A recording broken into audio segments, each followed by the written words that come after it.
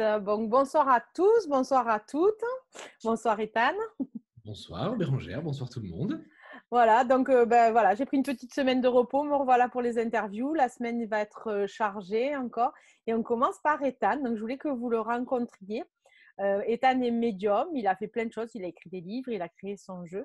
Et voilà, je voulais que vous le découvriez pour écouter son histoire et écouter aussi tous les petits outils qu'il a mis en place pour aider sur l'intuition, les livres aussi sur le contact défunt, des choses comme ça. En fait, voilà, que la Bretagne vienne en Catalogne, quelque part. C'est Voilà, ça. voilà. Donc, Ethan, je vais te laisser te présenter, nous expliquer comment t'es arrivé ton don, des choses comme ça. Alors moi je m'appelle Ethan Mort. Ça, voilà, c'est pas une grande nouveauté, je vous apprends pas grand-chose. J'ai 31 ans. Je suis cartomancien humaniste, psychopraticien, formateur en art divinatoire, conférencier, auteur, enfin bref, toute une longue liste de choses qui font plaisir à notre ego de rajouter voilà, derrière. Volontairement, je ne dis plus que je suis médium, parce qu'après toutes ces années, je pars du principe que la médiumnité n'est pas un métier, mais est une capacité que l'on a et on décide de la faire s'exprimer, soit autour de la clairvoyance, donc des prévisions d'avenir par exemple, ou soit autour du contact spirit.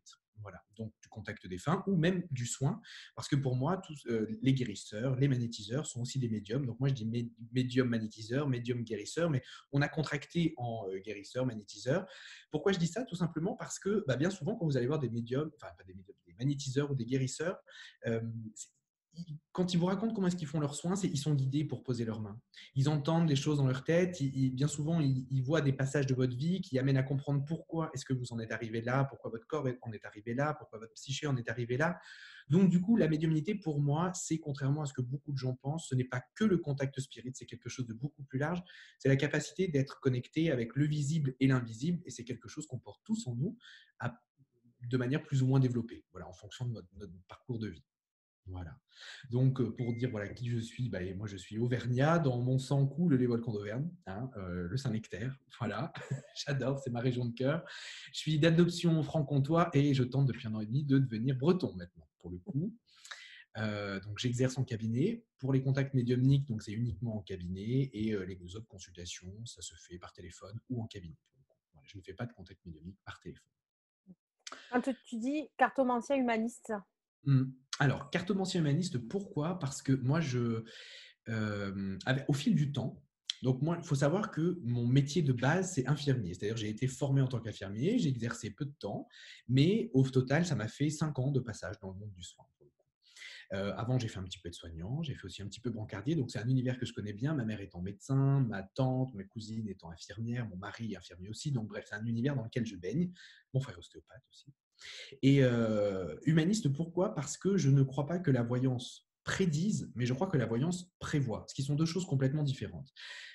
Prédire, pour moi, ça revient à dire que le libre arbitre au final n'existe pas et que tout est écrit à l'avance. Et pour moi, j'ai un très très gros problème à me dire que voilà, c'était écrit à l'avance qu'on naisse dans tel pays entre la famine et la guerre, que c'était écrit à l'avance qu'on naisse dans une famille qui est complètement dysfonctionnelle ou qu'on naisse avec, on va dire, une cuillère d'argent dans la bouche, avec une vie qui, en apparence, peut paraître simple, matériellement parlant, mais qui, psychologiquement, peut être aussi ravagée que l'Afghanistan, par exemple.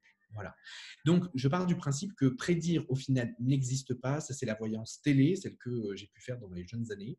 Et que la vraie voyance, elle prévoit, c'est-à-dire elle part de qui vous êtes, de où vous en êtes, de où vous en êtes arrivé, comment est-ce que vous vous êtes construit aujourd'hui.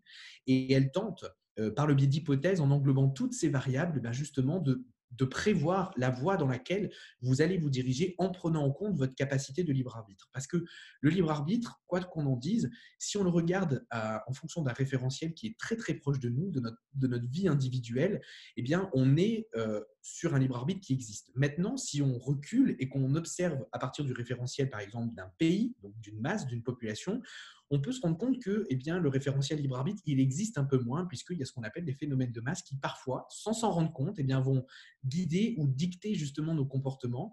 Et notre, on va dire, libre arbitre dans le référentiel personnel va souvent se mettre je ne vais pas forcément dire en opposition, mais va rentrer de temps en temps en conflit avec notre libre arbitre, on va dire, sur la vision, sur le référentiel de masse, pour le coup. Donc, pour moi, prévoir, c'est prendre en compte toutes ces choses-là, c'est-à-dire tout ce qui peut se passer aussi bien sur le plan politique, aussi bien dans notre plan personnel, qui pourrait avoir des impacts et qui pourrait bien amener notre vie dans telle ou telle direction. Et ça prend pleinement, on va dire, son sens de prévision avec, j'ai l'habitude de dire, voilà, moi, mon métier, ça consiste à vous dire ce qui va se passer dans 80% des cas. Maintenant, c'est la voie majoritaire que je pense, que je pressens pour vous, que je prévois pour vous. Mais comme comme toute séance, on peut aussi faire des erreurs, on fait des erreurs, on continuera à en faire et Dieu merci, heureusement qu'on en fait d'un côté. Voilà. C'est clair. Donc humaniste parce que je vois l'être humain dans sa globalité, c'est-à-dire que je le vois avec ses interactions aussi bien familiales que professionnelles. Et donc du coup, j'englobe dans mes consultations pas uniquement que le côté prévisionnel, mais aussi le côté accompagnement parce que en tant que ex-professionnel de santé, j'ai toujours gardé en moi ce côté thérapeutique et j'ai beaucoup lutté contre ça. Et je me suis formé il y a à peu près un an en tant que psychopraticien. Et donc, du coup, j'aime mettre cet accompagnement en même temps. Donc, les gens qui viennent me voir savent que lorsqu'on vient me voir, on ne vient pas me voir pour des prédictions parce que je dis non, mais on vient me voir parce qu'on a une problématique à un moment donné dans sa vie, un problème dans son couple, dans son travail. On ne sait pas si on doit changer de travail, si on ne doit pas changer de travail. Est-ce que ce nouveau job, il serait bien ou comment faire en sorte pour se rabibocher avec ses parents ou ce genre de choses. Et au final, en liant les deux, eh bien, la cartomancie humaniste plus le côté psychopraticien, ça donne quelque chose que moi que j'ai appelé la psychocartomancie au final, et qui permet de donner un accompagnement supplémentaire. Et ça permet eh bien, à certaines personnes qui peut-être n'oseraient pas pousser la porte d'un professionnel psychologue ou psychiatre ou psy, peu importe, hein, hypnothérapeute, ou enfin voilà, tous ces professionnels qui vont travailler avec la psyché, eh bien d'avoir une approche, on va dire, un peu plus irrationnelle, entre guillemets, et plus acceptable en tout cas pour eux. Mais du coup, ça fournit de l'aide et ça permet d'avancer. Super, Voilà. c'est intéressant. Si je Ouais, suis pas clair, il faut me le dire. Hein. ouais, ouais. C'est je clair dans sais. ma tête, mais des fois, quand je dis, c'est pas forcément clair. Donc, faut pas Non, non, hésiter. là, c'est très clair, c'est très, très clair. Et du coup, tu as commencé à écrire des livres ou tu as fait ton jeu de cartes d'abord? Alors, j'ai commencé par écrire les livres. Alors, dans mes livres, il y en a deux qui sont sortis. Le premier, je vais le montrer. Le premier, c'est Oui. celui-ci. Il faut savoir qu'il y a une histoire très particulière. Je l'ai écrit il y a à peu près maintenant 6 ans. J'ai commencé à l'écrire et je l'ai mis en pré-vente, je l'ai mis en pré-réservation. Et à un moment donné, je butais, j'arrivais pas à l'écrire. Et je me dis, mais mince, je l'ai quand même mis en pré-réservation, il faut quand même que je le sorte. Enfin, je veux dire, il n'y avait pas grand monde à l'époque, hein, il devait y avoir peut-être 20 ou 30 personnes qui m'avaient précommandé le bouquin. Je dis, il faut quand même que je le sorte. Et il y a une petite voix au fond de moi qui me disait, de toute façon, ne te presse pas, c'est pas le moment. Un jour, tu auras un éditeur qui va te prendre ton bouquin. Enfin, je dis, je suis pas Musso. Je dis, pour me prendre un bouquin, je ne suis personne, je sors de nulle part. Je dis, pour me prendre un bouquin. Et ben, au final, c'est arrivé où un jour, j'ai un éditeur de chez City Edition qui s'appelle Pierre Pernet et qui est venu me voir et qui m'a dit, est-ce que vous n'auriez pas un livre sous le coude? Ah ben, je dis, si, j'ai 10 chapitres. Je peux vous envoyer 10 chapitres. Et je lui envoie les 10 chapitres et il me dit, OK, banco, c'est parti, on y va. Mais je dis, vous ne voulez pas le livre en entier avant de me dire? Il me dit, non, non, non, j'ai lu. Il me dit, ça me va, on y va. OK. Et puis, donc, ce premier livre est sorti en 2018. Et un mois après la sortie, ils m'ont dit, vous en avez d'autres en cours? Je dis, j'ai un tome 2 de celui-ci. Et puis, après, on peut en faire d'autres. Il me dit, je vous en prends 4. J'ai dit, ah. Donc, du coup, ça a donné naissance à celui-ci qui est sorti l'année dernière, pour le coup.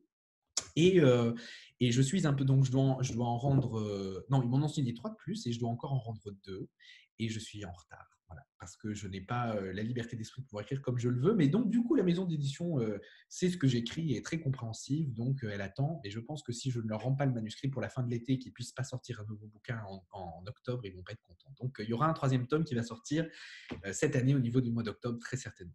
En tout cas, c'est une très, très jolie histoire pour tes livres, hein. Oui, je fonctionne beaucoup, beaucoup, beaucoup à l'intuition. C'est-à-dire que je peux me forcer à faire quelque chose, mais si je sens que c'est pas le moment, ou si il y a un moment j'ai un frein, j'arrête. Et je n'ai pas de complexe à arrêter parce que je veux toujours essayer d'être le plus aligné avec mes choix et mes décisions au final. Et j'ai toujours fait ça avec mes choix et mes décisions. En 2012, j'ai créé un grand centre de voyance, donc qui existe encore, qui s'appelle malingo.fr. Et donc, je m'en suis séparé donc, à la fin de l'année dernière parce que je sentais que j'étais arrivé au bout d'un cycle et c'était plus dans, on va dire, dans mes vibrations, dans mes envies. C'était plus la voyance que j'avais envie de faire ou que j'avais. Donc, ça faisait déjà un an que j'avais décroché. Mais là, j'ai dit, il faut que je m'en sépare avant réellement que ça meure de sa belle mort, entre guillemets. Et j'ai dit, bah, c'est parti, je vais m'en séparer. En 3 jours, j'ai trouvé quelqu'un qui a voulu me le reprendre pour le coup. Donc, je fais tout voilà, quand ça se déclenche et en général, ça s'emboîte plutôt bien. Voilà. C'est Alors chouette. après, c'est l'intuition, c'est le guide, le guide, c'est une petite voix dans la tête, c'est pas forcément quelqu'un, mais voilà, j'écoute toujours, je fais toujours attention à ce que je peux entendre ou ressentir sans être esclave, parce que j'écoute pas toujours, mais voilà, quand ça fait sens au fond de moi, j'écoute. Toi, c'est un don de naissance, du coup? J'ai toujours été comme ça. Ouais, toujours.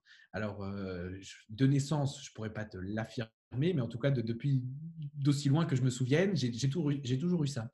J'ai toujours vu, j'ai toujours ressenti des choses. Et au début, ça a été compliqué de le faire accepter parce que ma mère étant médecin, quand son fils vient et puis lui dit qu'il voit des choses un peu bizarres ou qui alors, quand j'étais petit, c'était vraiment très marqué et on avait des phénomènes un peu type poltergeist à la maison, c'est-à-dire qu'on avait vraiment des objets qui s'envolaient vraiment tout seuls, qu'on retrouvait dans les pièces à l'autre bout, alors qu'on avait. Enfin, ma mère était la dernière qui était sortie de la pièce, donc il y avait plein de petites choses comme ça qui ont commencé, on va dire, à lui mettre la puce à l'oreille.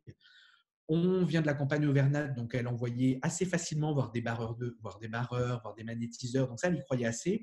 Mais tout ce qui était le phénomène voyance, même si elle, entre guillemets, elle y croyait, le fait que ça arrive à son fils, c'était quelque chose, on va dire que son fils essayait peut-être de se rendre intéressant. Tu vois ce que je veux dire? Oui, Donc, oui. du coup, quand j'ai passé les examens, on a simplement dit que j'étais un enfant avec une imagination débordante, quoi, pour le coup. Donc, on m'a pas trop cherché de problème jusqu'au jour où je n'arrêtais pas d'en parler et où ma mère m'a dit bah, faut que tu me prouves, en fait, faut que tu me montres, dis-moi des choses, prouve-moi que tu vois vraiment les choses. Et je lui ai fait des premières prévisions qui sont. Alors, ça s'est passé, je vais même te raconter pour la petite histoire. On était en vacances, on était en Angleterre. On a 5 jours, nos parents nous avaient emmenés 5 jours en Angleterre. Et les premières prévisions que j'ai eues, j'ai été paniqué parce que j'ai vu ma grand-mère tomber dans les escaliers. Ma grand-mère est veuve et j'ai vu personne n'était là en fait pour venir à son secours et qu'on l'a retrouvée plusieurs jours après décédée en fait en bas de ces escaliers. Sauf que ça, c'est arrivé 5 ans plus tard. D'accord. Voilà. Mais vu qu'on entre guillemets, on m'avait écouté, on avait fait enlever le radiateur qui se trouvait dans l'escalier contre laquelle je la voyais se cogner la tête pour le coup. Donc du coup, elle s'est cassée la clavicule, ça a demandé 3 bons mois on va dire, de réadaptation pour ressouder tout ça et elle s'en est bien sortie. Après, il y a eu par exemple la vente de la maison de mes parents, enfin voilà, où elle m'avait demandé quand est-ce que ça va se vendre, des choses comme ça. Et au final, elle s'est dit, OK, il y a quelque chose. Donc maintenant, dès qu'elle a une question, elle m'appelle, elle me la pose, mais elle sait qu'entre nous, il y a toujours un an de décalage. Donc, je vais lui dire des choses et je vais lui dire, oh, bah, c'est pour dans 3 mois. Oui, elle me dit dans un an et 3 mois, elle me dit. Parce qu'elle sait que, je ne sais pas pourquoi, pour elle, j'ai toujours un décalage d'un an voilà, dans ce que je vois pour elle. Donc, c'est déjà de tout jeune que tes parents. En plus, donc tes parents ont été sensibilisés et t'ont écouté sur tout ce que tu as mis en place après comme démarche. Alors, sensibiliser, bah, ils n'avaient pas trop le choix, hein, Ouais. parce que j'étais une vraie pipelette, donc ils n'avaient pas trop le choix. Après, ce qui m'ont soutenu, ça a été très compliqué quand j'ai quitté mon métier d'infirmier pour ne faire que ça, pour voilà, ne faire qu'exercer à temps complet. Surtout qu'à cette époque-là, j'ai eu la chance de commencer ma carrière d'une manière médiatique très très prononcée. J'ai fait pas mal de télé pour une chaîne qui s'appelle IDF1 en région parisienne qui font des émissions de voyance en direct. Alors, si tu regardes quotidien sur TMC, bah, des fois ils s'en moquent un peu, donc c'est ces émissions-là. J'avais fait Énergie 12 tellement vrai, j'ai fait du France 4 aussi, j'avais fait du BFM TV, enfin voilà, j'ai fait plein de petites émissions qui m'ont permis de me mettre sur le devant de la scène. Et la seule chose que mon père me disait, il me dit, OK, moi, j'y vois pas d'inconvénient, mais je veux simplement que tu fasses les choses bien. Donc, c'était je dirais la droite ligne. Mon père a toujours été quelqu'un d'honnêteté, de droiture. Et pour pas le décevoir, enfin voilà, il fallait rester sur cette droite ligne. Et il a mis du temps, lorsque ses collègues lui demandaient, mais il fait quoi ton fils comme métier? Il a mis du temps avant de dire, bah, il est voyant. Voilà, ça a été un peu compliqué. Mais bon, maintenant, ça le fait, on en rigole, ça se passe très bien. Avec ton père aussi, tu as un décalage, je te demande aussi ou? Alors non, mon père me demande rien.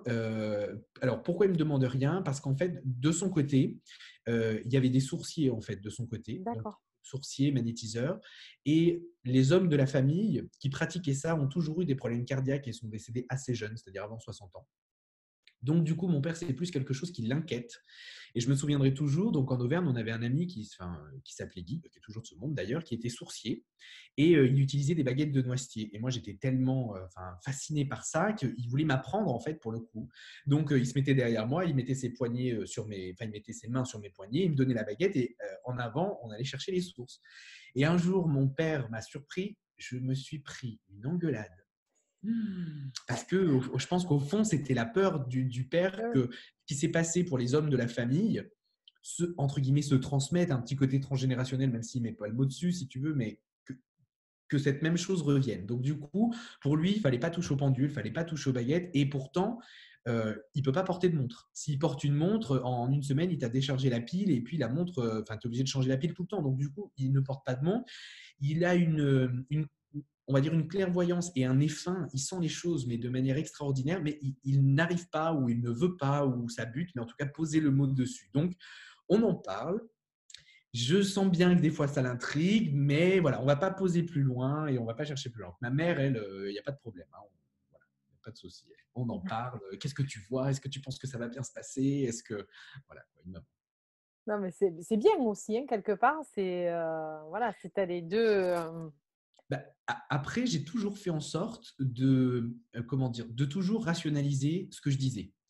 C'est-à-dire que lorsque j'énonçais des choses, je me demandais toujours avant si c'était vraisemblable et j'ai toujours fait en sorte de pas aller me percher sur les cimes.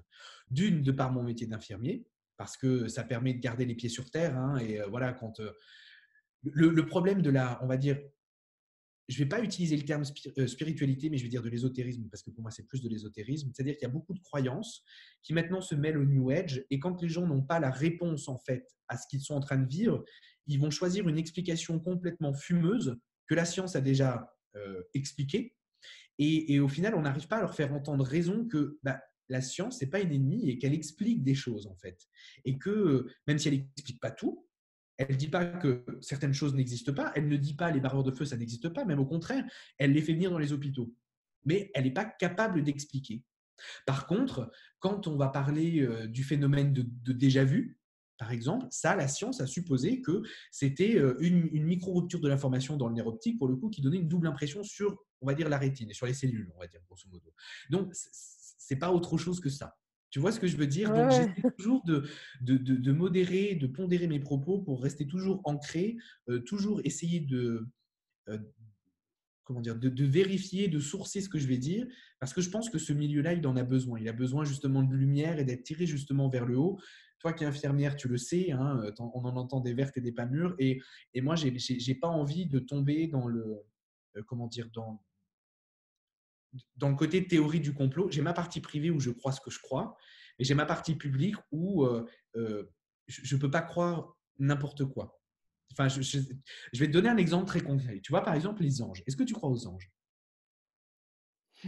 Oui, allez, Ah, oui. on va dire, ok. Bon, ben moi, j'y croyais pas. Alors, on va dire, c'est quand même, il y a des gens en conférence, ils m'ont dit, mais c'est quand même fou pour un médium, vous communiquez, vous savez pas avec qui, et puis des défunts, et puis, mais vous croyez pas aux anges, mais il vous faut quoi de plus? Ben, je lui dis, je sais pas, ça n'a pas de place pour moi, je n'arrive pas à trouver la place, le sens de tout ça. Alors, quand tu dis ça aux gens, c'est, oh. Et je dis, attendez, je vous dis pas qu'ils n'existent pas, je vous dis simplement que moi, il y a pas de place. Je ne suis pas en train de vous convaincre qu'ils n'existent pas, je suis juste en train de vous dire que moi, je le ressens comme ça, mais ça correspond à mon chemin d'aujourd'hui. Peut-être que dans 10 ans, on va se revoir, je penserai complètement différemment et j'y aurais trouvé une place justement aux anges, mais pas aujourd'hui. Et à un moment où j'étais en train de m'endormir, j'étais entre l'éveil et le sommeil. Alors moi, c'est ce que j'appelle des moments de béatitude. Ça arrive 2-3 fois dans l'année, si tu veux, et tu sais plus trop où tu es. Alors en général, dans ces moments-là, moi, c'est comme si je visualisais que j'étais dans la Voie lactée. J'adore les étoiles. Enfin, voilà, je me balade dans l'espace. C'est bien. Et ce jour-là, eh ben, j'étais dans l'espace, mais sauf qu'il y avait quelqu'un. Alors d'habitude, il n'y a jamais personne. Et qui s'approche de moi, qui me dit bonjour, je suis ton ange, je m'appelle Ariel et je vais te montrer des choses sur ce qui va se passer pour toi sur on va dire les 2-3 années qui viennent, et puis des choses voilà, pour le monde. Manque de bol, je ne me rappelle absolument pas de ce qu'il m'a montré pour le monde. Je me suis rappelé que ce qu'il y avait pour moi. Voilà, très égoïstement, je me suis rappelé que ce qu'il y avait pour moi. Et tout ce qu'il m'a dit, ce sont des choses qui se sont avérées vraies, qui ont été confirmées par un collègue avec qui je travaillais à l'époque, par un confrère, un mentor à l'époque, qui était Rénal Roussel, et qui lui avait vécu la même expérience, et c'est cette expérience-là qui nous a fait nous rencontrer d'une certaine partie. Mais quand je me suis réveillé de cette espèce de rêverie, là où je ne savais pas trop où est-ce que j'en étais, j'ai dit, tiens, tu vas voir, l'ange Ariel. Alors j'ai pris Google, j'ai tapé l'ange Ariel, et je suis tombé sur un site qui expliquait les anges. Dans la Kabbale, l'ange Ariel, ce site-là expliqué, s'occupe des gens nés entre le 8 et le 12 novembre. Je suis né le 10 novembre. Non, mais je me suis dit, sérieusement. Donc, je me suis dit, ah ouais, il y a quand même un truc. Alors, en fonction des livres, ça diffère. On en a, ils vont s'occuper un tout petit peu moins avant novembre, d'autres un tout petit peu. Bon, apparemment, ils ne sont pas tous d'accord là-dessus, mais moi, sur ce que je suis tombé, c'était entre le 8 et le 12. quand même, cette affaire-là, c'est quand même fou. Bon, mais ça ne me permet pas de dire que les anges existent. Tu vois ce que je veux dire? Oui, oui. Voilà, il y a quelque chose, mais tant que je n'aurai pas compris comment ils sont organisés, à quoi ils servent, ils sont là pourquoi. Alors les gens, ils disent, ils sont là pour nous servir. Je dis, oui, je veux bien, mais j'ai un peu de mal avec la conception que j'ai des serviteurs célestes, entre guillemets. Mais pourquoi pas? Je dis, peut-être que ça fera sens dans quelques années pour moi. Ouais, c'est Voilà. bien. C'est la recherche de prendre ce qui est juste pour toi au bon moment. C'est ça, exactement. Et c'est comme j'explique aux gens quand je fais des conférences, je dis c'est pas parce que je suis devant le podium, que je suis devant vous et qu'on est 200 dans la salle qu'il faut croire sur parole ce que je suis en train de vous dire. Je dis, je suis en train de vous raconter moi ce que je pense, comment je le sens, comment je le vis. J'ai absolument pas la science infuse et vous devez prendre des petits bouts par-ci, par-là et vous dire est-ce que ça me parle ou est-ce que ça me parle pas. Si ça parle pas, faut laisser de côté. Si ça vous parle, c'est ok, c'est cool. Mais on a tous une vérité individuelle et je suis sûr et certain que si on mettait tous en commun nos vérités individuelles, on obtiendrait la grande vérité universelle pour le coup. Mais voilà, il faut respecter les croyances et enfin, voilà, les croyances de chacun et pas essayer d'aller convaincre l'autre que moi j'ai raison, que moi je suis le meilleur, que moi je suis génial. Non, non, on s'en fiche. On est bon pour quelqu'un comme on peut être mauvais pour son voisin. Enfin, c'est très, très Totalement. personnel la Mm, relation. totalement. Et du coup, donc après les livres, il y a eu le jeu.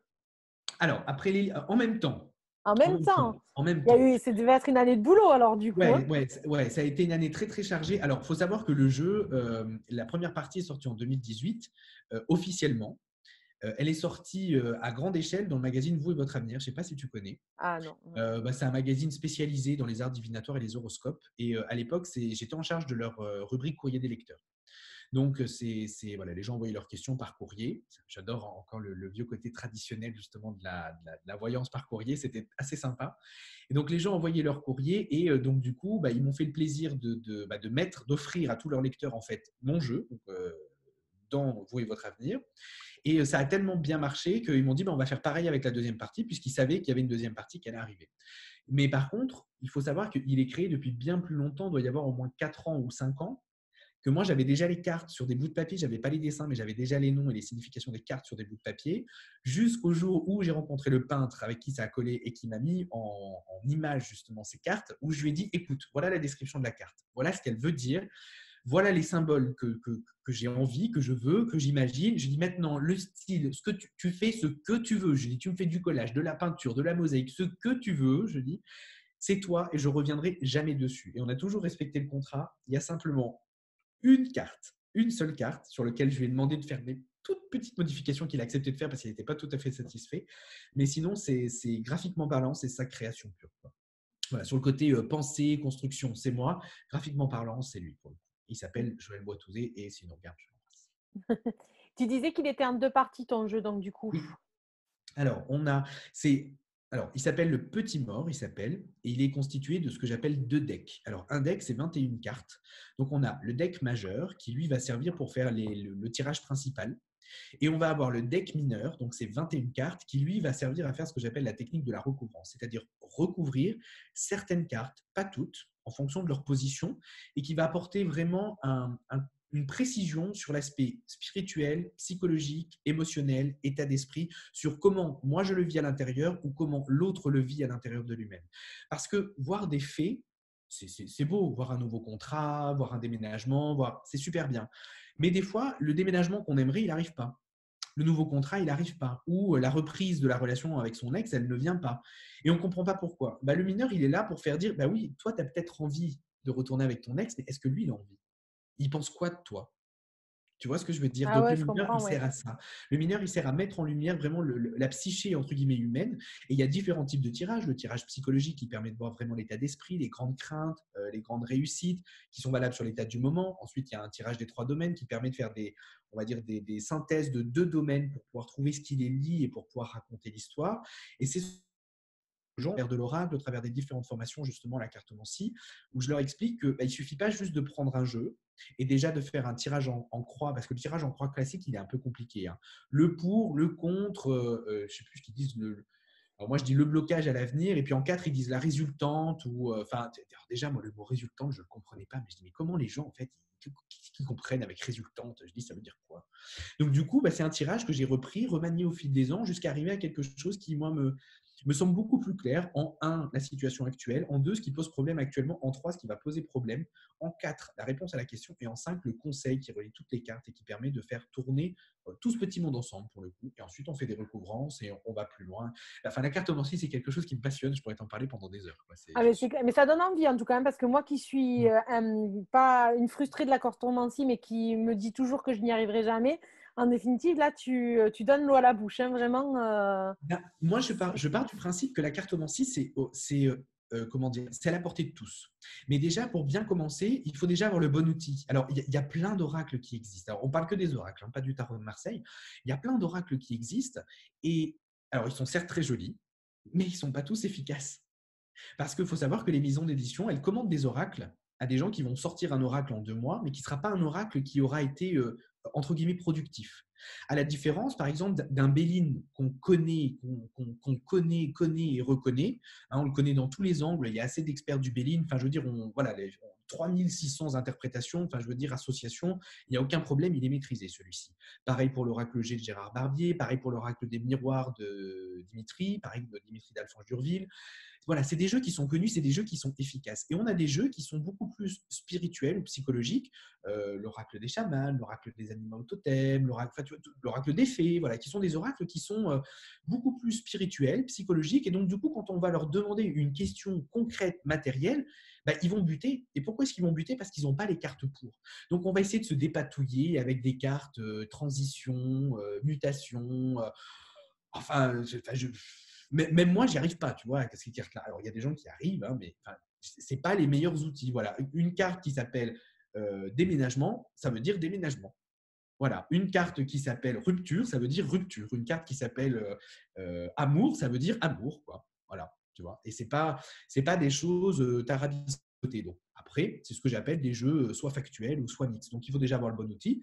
Et si on comprend que les cartes, eh bien, elles font appel aux représentations archétypales qu'on a en tête, elles vont pas chercher les informations ailleurs. Ou les gens disent oui, il faut être connecté pour tirer les oracles. Non, il faut être connecté avec soi. De l'autre côté, c'est l'intuition, mais ce n'est pas les oracles qui connectent avec l'autre côté. J'ai les oracles, c'est l'alphabet de l'invisible, de notre invisible à nous, à l'intérieur, hein, de notre intuition, de notre âme. Et donc, du coup, bah, si par exemple, je vais te donner une carte. Allez, bouge pas. Tu as le temps pour un petit exercice? Les chiches. Sinon, tu m'arrêtes parce que alors moi, dès que tu me lances à parler des oracles, après, moi, je suis. Tiens, allez, regarde. Celle-ci, je ne sais pas si tu la vois bien. Corbeau. Ouais, corbeau, on la voit bien. À quoi ça te fait penser? Ah, au départ, moi. Ouais.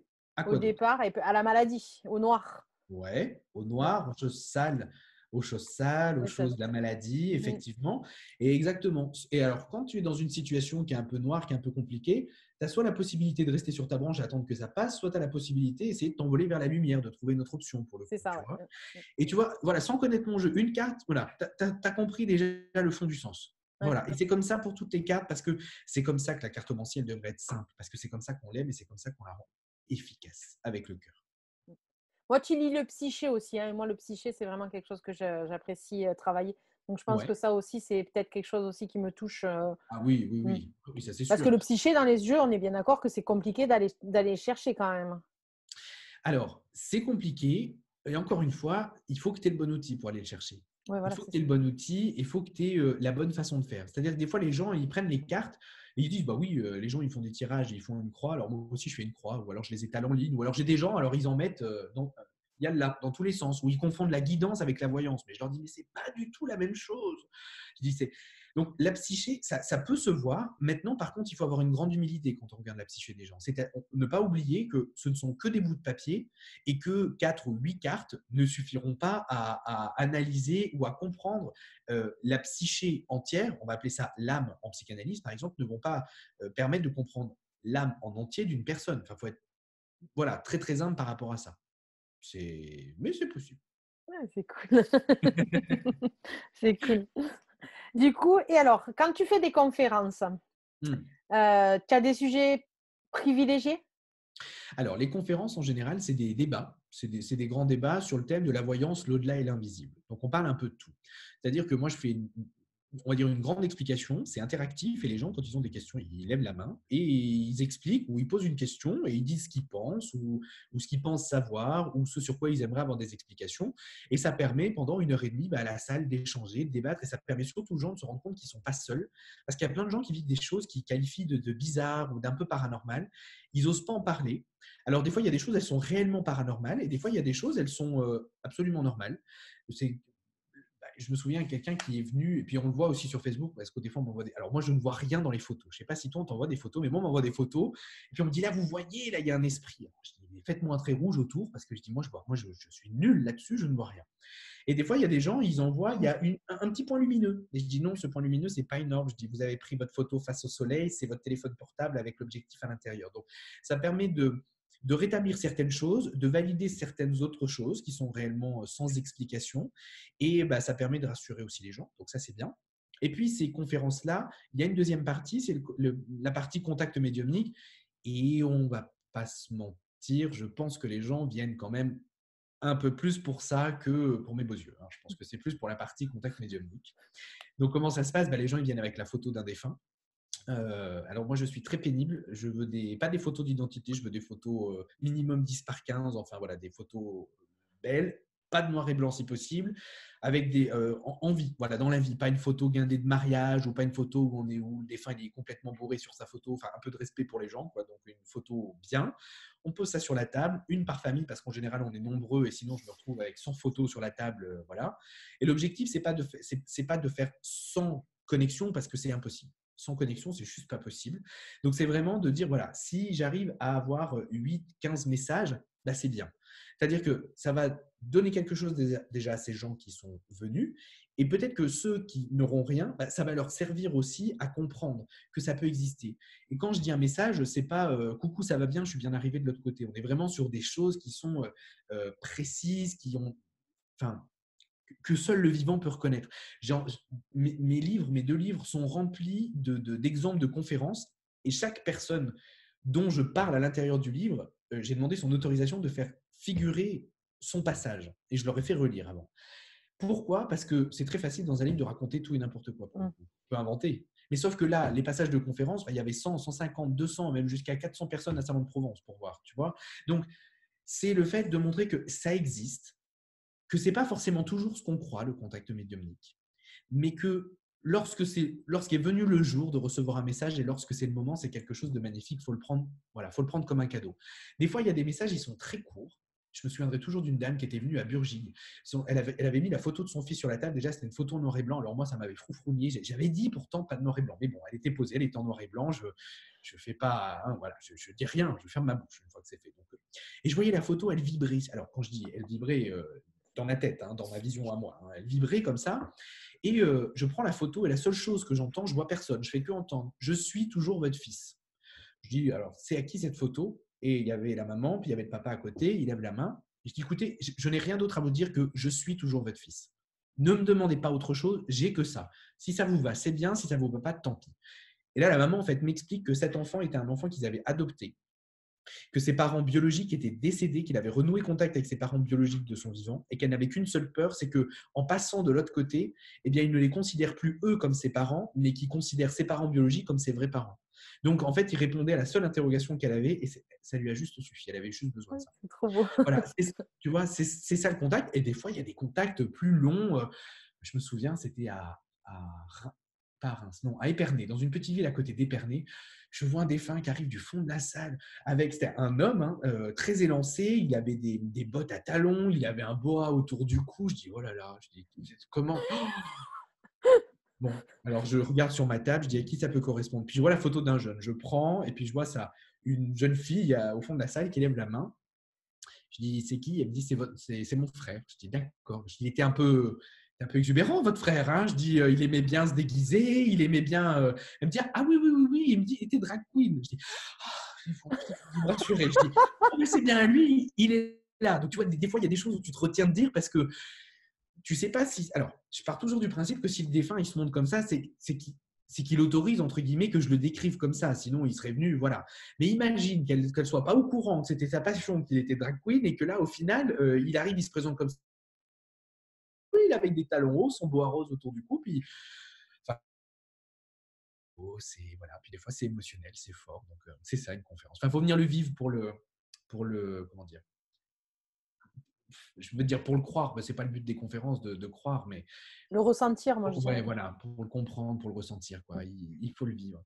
Mm. Alors après, je vais pas te mentir, cette année 2020, c'était ma dernière année, enfin c'est normalement ma dernière année de conférence parce que tous les ans, depuis 5 ans maintenant, je fais une tournée avec, normalement, il devait y avoir 7 dates cette année, puis au final, on en avait booké 13 parce que je sais jamais dire non. Voilà. Mais qui ne se fera pas malheureusement cette année à cause du coronavirus. Et j'avais décidé de plus en faire parce qu'il y a eu comme une espèce d'effet de mode et il y a plein d'associations qui se sont montées et qui. Alors, j'espère que je ne vais pas dire de. J'espère que je ne vais pas te vexer. Je ne sais pas si tu fais Non, ça, non, mais vas-y. j'espère que je ne vais pas te vexer. Mais qui, par exemple, tous les 15 jours, font venir un médium différent, ou tous les week-ends. Et ça m'est déjà arrivé d'aller dans ces associations. Et du coup, maintenant, je ne veux plus y aller. Et je veux plus trop faire de contact médiumnique comme ça en salle. Pourquoi? Parce que les gens qui viennent me voir, avant, ils allaient voir que des médiums, entre guillemets, indépendants. Maintenant, ils vont dans des associations. C'est génial parce que les associations, ça donne vraiment une ouverture d'esprit et ça, c'est cool. Mais il y a des associations, elles sont que tournées sur la médiumnité. Donc, tous les 15 jours ou toutes les semaines, ils reviennent avec la même photo, chercher un message. Le contact défunt, pour moi, pas une thérapie. Si le vivant en ressort quelque chose de thérapeutique, tant mieux, mais le contact spirituel en lui-même, pour moi, n'est pas thérapeutique. Et je trouve qu'au final, c'est euh, ne pas aider la personne à avancer dans ces étapes du deuil et faire en sorte qu'elle, enfin, pas faire en sorte, mais la laisser un petit peu dans cette étape de marchandage, de Mm. négociation, en disant je continue, je garde le lien. Moi, je dis toujours aux gens quand ils viennent me voir, par exemple, en consultation, par exemple, pour du contact médiumnique, ça se fait qu'en face à face. Je ne fais pas ça par téléphone et les gens donnent ce qu'ils veulent. Il n'y a pas, voilà, il y a pas de tarif, les gens donnent ce qu'ils veulent. Je leur dis profitez-en, on se voit une fois, mais à mon avis, ça sera la seule parce que c'est très rare quand je revois les gens une deuxième fois et jamais une troisième fois. Je dis, si j'accepte de vous revoir une troisième fois, c'est vraiment que vous me plaisez beaucoup, que je vous aime beaucoup. Que ça a vraiment, c'est passé entre nous. Mais je dis sinon, voilà, 2 fois, c'est vraiment le grand, grand maximum. Et encore, il faudra laisser passer du temps, 1 an, 2 ans, enfin, entre. Parce que pour moi, il y a pas de suivi. C'est ma pratique. Je ne dis pas qu'elle est meilleure qu'une autre. Je ne dis pas que c'est la bonne façon de faire. Mais c'est comme ça que je le porte en moi, en tout cas. Je suis Nous, pas tout seul. on a deux qui viennent faire des contacts défunts, mais c'est Mhm. à 6 mois d'intervalle. Hein, donc, Oui, ben voilà, tu vois, voilà. ça c'est bien parce que six Oui. mois, ça permet aussi d'avoir d'autres personnes, tu vois, les gens Oui, parlent entre eux, ça amène d'autres personnes, donc c'est bien. Mais je t'assure qu'il y a des oui, associations on en a aussi. toutes les semaines. Mm. Alors je pense que le but d'apporter quelque chose à l'autre, je pense qu'il est dépassé là pour le coup. Voilà. Mm. Donc Ouais. Nous, quand on fait les contacts défunts, enfin les médiumnités publiques, c'est vrai que j'ai tendance à dire que, en fait, même si les gens ne reçoivent pas de message, quand le message est donné à quelqu'un, en fait, malgré tout, il faut tendre l'oreille parce qu'il peut nous toucher à nous aussi. c'est ça, Mm. exactement, c'est Et ça. c'est là où est la plus belle aventure, moi, je trouve. Enfin, voilà, c'est. Ah puisque tu connais ton organisme, donc tu vois c'est fort. Enfin, tu Ah vois oui, quand c'est la très connexion fort, est oui, oui. bien là, Mm. voilà, bon, tu as la personne qui reçoit le message. Alors soit elle est tétanisée, elle sait plus quoi dire, et puis voilà. Soit elle peut être sereine, ou soit elle peut pleurer. Et puis tu as souvent des gens dans la salle qui sont pris par l'émotion aussi, Mm. quoi. Donc du coup, ça se transmet. Et puis les gens à la pause, ils parlent entre eux, ça crée des liens, des gens qui se retrouvent après sur les réseaux. Enfin, c'est beau, c'est chouette, mais il faut pas que ça devienne une addiction. Mm. C'est ça. Tu as déjà eu des animaux, toi? Ça m'est déjà arrivé d'avoir des animaux. Parce que du coup, ils ne te posent pas la photo, là, les gens. Ah si, si, Ah si, si? si, si, Ah bien sûr, oui, si. ah, c'est Alors, génial. en fait, je vais te dire, les gens venaient plutôt en privé, tu vois, me demandaient plutôt un rendez-vous pour venir en privé, jusqu'au jour où, à une conférence, quelqu'un est venu à poser la photo de son berger allemand. Et je ne sais pas par quel miracle, ça s'est su. Et dans toutes les conférences qui suivaient, j'avais tout. Hein. J'ai eu des lapins, j'ai eu des bichons maltais, j'ai eu des chats, j'ai eu de tout. Les animaux, alors c'est un peu compliqué. Pourquoi c'est un peu compliqué? Parce que l'être humain est toujours persuadé de bien faire pour son animal. Et quand l'animal te dit le contraire, c'est un peu compliqué. Ouais. Voilà. Donc, c'est pas que j'aime pas les animaux, mais je trouve qu'il y a des gens qui sont beaucoup plus. C'est pas ma spécialisation. Il y a des gens qui sont beaucoup mieux que moi voilà, qui font. Moi, je préfère m'occuper des humains. Voilà. Le côté infirmier revient. Oui, oui, oui. Non, mais sans doute, hein, sans doute. Après, je vais te dire, voilà, moi, j'avais un tout petit Yorkshire qui s'appelait d'Orange, qui a été, moi, tu vois, je vais dire assassiné parce que pour moi, c'est vraiment un assassinat par le berger allemand de mon voisin. Pendant un mois, il est resté chez moi. J'en pouvais plus. C'était une torture. Je le voyais, il sortait sur le balcon. Je lui dis, mais quand est-ce que tu t'en vas? Je dis, mais va-t'en. Je lui dis, c'est une torture de te voir tout le temps là. Pour moi, j'en pouvais plus. Donc après, est-ce qu'il y a ça qui fait que j'accroche peut-être moins avec les animaux, même si je peux le faire, mais voilà. Oui. Bah, après, tu es toujours dans ta justesse pour toi-même, hein. Oui, voilà, c'est ça.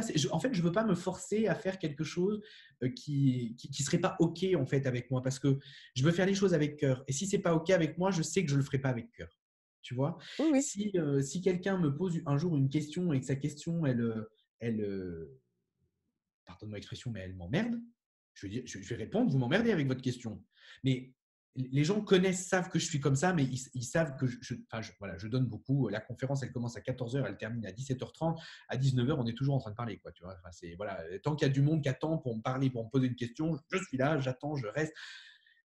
Parce que je suis comme ça. Mais je veux dire, j'ai mes petites règles, mon petit côté un peu scorpion. Tu sais, voilà, j'ai mes petites règles. Je Voilà. crois qu'on a tous nos règles. Ouais. On a toutes nos croyances et toutes nos C'est règles. ça, c'est ça. C'est ça.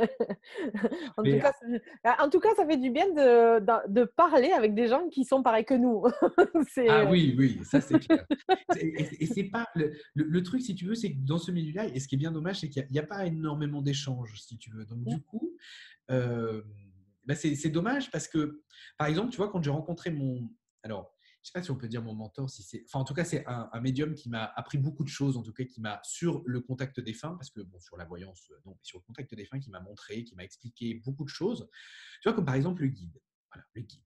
Moi, j'avais 19 ans, j'entendais tous les gens dire mon guide me dit que. Oh, et moi, j'ai personne qui me dit que. Moi, j'ai dit, mais moi, j'entends quelque chose, mais c'est pour moi, pour mon moi, pour.